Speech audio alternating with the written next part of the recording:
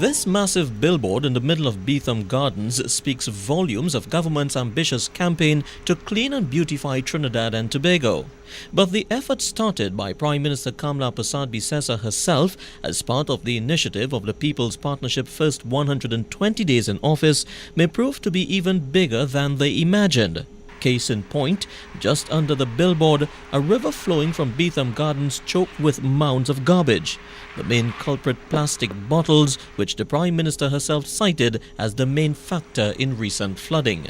Prime Minister Persad-bissessar and her government has embarked on a nationwide campaign to clean and beautify Trinidad and Tobago. But the task may be even bigger as the roadway, the main thoroughfare leading into the capital city, is littered with tires and derelict vehicles. A cursory glance would confirm that the situation along the Beetham Highway stretching from the walls of Vemcot to the Central Market would take much more than several weeks to bring to something that is aesthetically pleasing.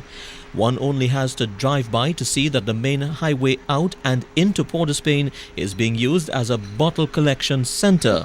Trucks packed with scrap iron traversing dangerously in and out the main thoroughfare.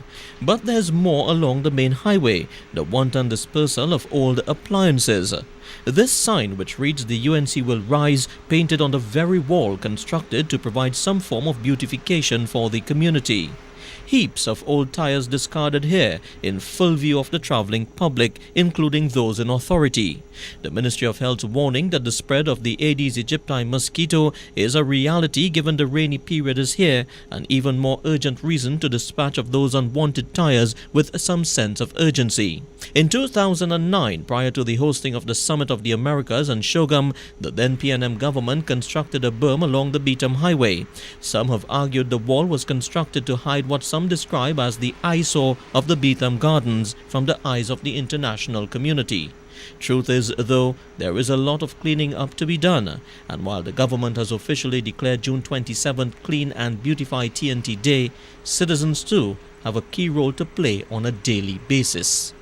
The big question now facing the government is if and when these tires are collected, where will they eventually be discarded? For CNC3, I'm Roshan Sukram.